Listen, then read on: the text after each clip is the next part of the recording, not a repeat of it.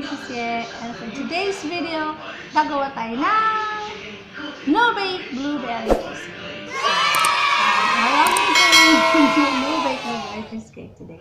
It's napaka-simple lang, as in super duper easy.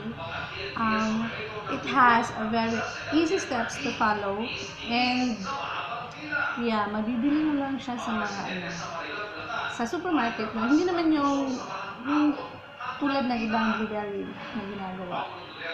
Blueberry cheesecake na ginagawa, mahirapan yung ingredients. So, this is the easiest way to make a no-bake blueberry cheesecake. So, sa mga gustong matuto, then follow me. Let's go!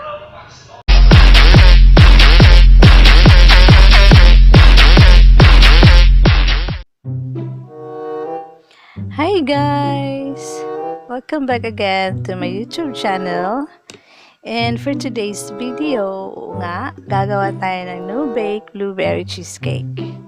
So, sa paggawa ng no-bake blueberry cheesecake, gumawa ako ng version guys, yung mabibili lang natin sa market. So, ito yung mga ingredients na ating kailangan. So, we'll be needing crushed gray hams, isang pack, and then a can ng real blueberries, then 2 bars ng cream cheese ng Magnolia, and then a bowl of white sugar with brown sugar, 2 sachet ng knox gelatin, and a half of a bar ng butter. Then we'll be needed also a bowl with a spatula para sa pag-melt ng ating butter. Ayan. So, simulan na natin guys. So, sa no-bake blueberry cheesecake na ito, gumawa ako ng version. Kasi guys, mahirap talaga siyang bilhin. Kasi lalo na tulad namin na malayo sa city. So, ito naman guys, kailangan din pala natin ng 2 can ng creamdensada, yung angel. So, ayan, i-melt na natin yung ating butter. So, yan lang yung ating ingredients, guys. So, kakailangan din natin ng lalagyan ng ating blueberry. So, ayan, tapos na natin siyang i-melt. Pwede na natin ilagay ang ating crushed gray hams. Ayan. Then, ilalagay din natin yung ating white sugar na may brown sugar din. Tapos, ihalo lang natin guys. Para naman may lasa yung ating pinaka-base ng ating cheesecake. So, yan. Sa paggawa ng cheesecake, marami talagang paraan sa paggawa nito. Kahit tingnan nyo sa internet o kahit nag-aral pa kayo, maraming paraan para mas mapasarap pa ang paggawa ng cheesecake. So, yun nga lang sa amin, malayo kami sa city, and pwede ka na rin gumawa ng sarili mong version. Eh, ganun din naman yung lasa niya. Siguro hindi ganun 100%, but 100% na masarap pa din siya.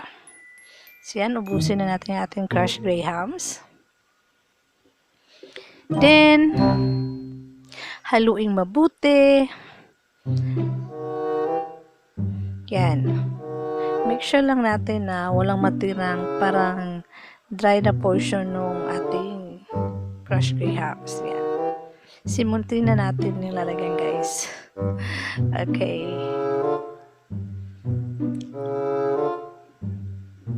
So, yan. So, paghanda na, yan. Lagay lang natin ito dito sa ating lalagyan. Parang, ano lang natin siya dyan. Gawin natin, para bang anong Tagalog niyan, oy? Parang maglalagay ka lang ng banig, parang ganun guys. Basta ilalagay mo lang siya sa pinaka-base. Then, pagkalagay mo guys, isi-set mo siya, ilalagay mo siya sa refrigerator. Siguro mga 5 minutes. Then, yung ating cream cheese, make sure natin guys na naka-softened na siya in room temperature. Kasi nga, of course, galing siya sa refrigerator, hindi siya magandang gawin kung malamig or like yung matigas. So, isa-soften muna natin siya in room temperature. Hayaan natin mag-soften and then yun. Pag malambot na, pwede na siya. Kasi mahihirapan kang i-mix siya together with the milk kapag bagong labas lang siya sa ref. So, yan. Then, we're gonna add our 2 cans of milk. So, ito yung ating creamdensada guys na hindi ko naisali kanina. So, ilalagay natin siya. So, ito na yung ingredients niya sa pinaka-cheesecake. Then, maglalagay din tayo dito ng lemon extract. Yan. So, sa pagsosofting dito, guys, ko na yung ating gelatin. Nalagyan ko na siya ng hot water para mag-melt. And then, ihahalo ko lang to siyang mabuti, guys. Tapos, imimix na natin sa mixer. So, hand mixer lang yung gamit ko dito. Yan. So, sa butter na aking ginawa,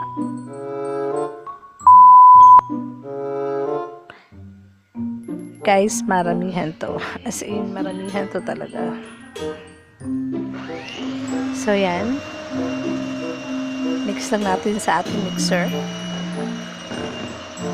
Make sure natin na wala nang namumuo-buo na portion. Para clear and smooth yung ating texture ng ating batter, ng ating cheesecake. So yan, nailabas ko na siya sa ref and medyo tumigas na siya. So, pwede na natin ilagay ang ating butter kasi creamy and soft na din siya. So, i-pour in ko na to lahat guys. Yan.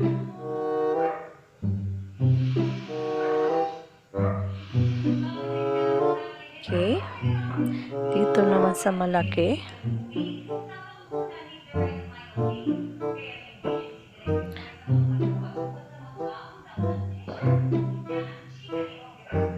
Ayan.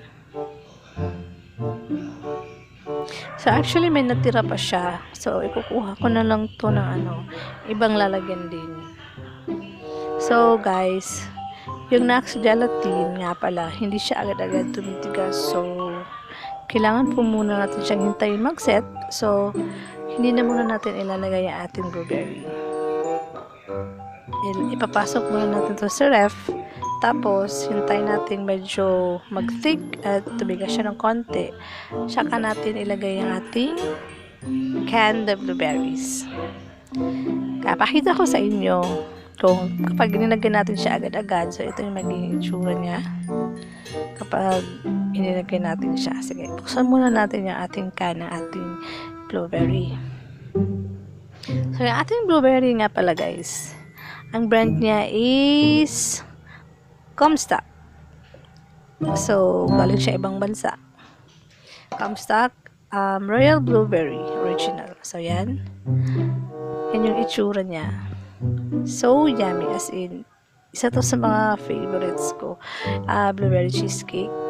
Gusto ko siyang gawin kasi nga, hindi siya nabibili lang sa kung saan. And medyo expensive siya kapag bumili ka. So, ayan guys. Makakita ko sa inyo. See? Diba, lumulubog siya.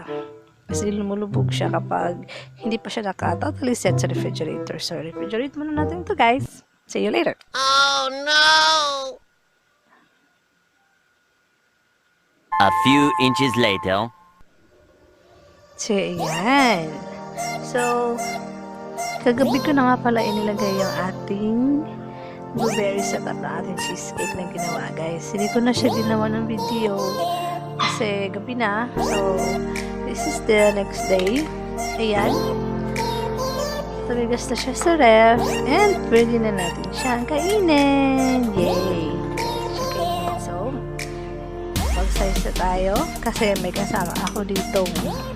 Mas excited pa kaysa sa akin.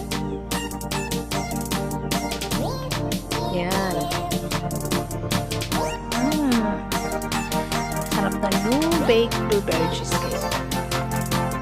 Isa talaga sa aking paborito. And medyo may kamahalan ito guys pag binili sa labas. Kaya gawa na lang tayo. Diba? So, ito lang yung paggawa ng blueberry cheesecake. So, very easy.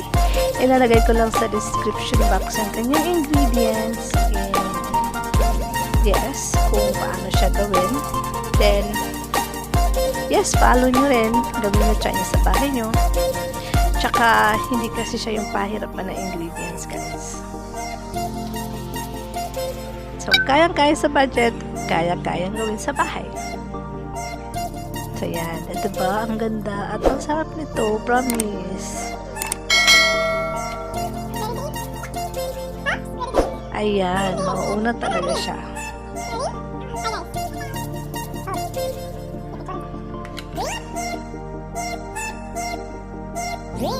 So, yan. Hope you like our video for today, guys. No bake blueberry cheesecake. Napakasarap at sa murang presyo lang. So, gawin mo dito sa bahay. Thank you for watching. This is Cheesecake, and this is all. Bye. See you again in my next video.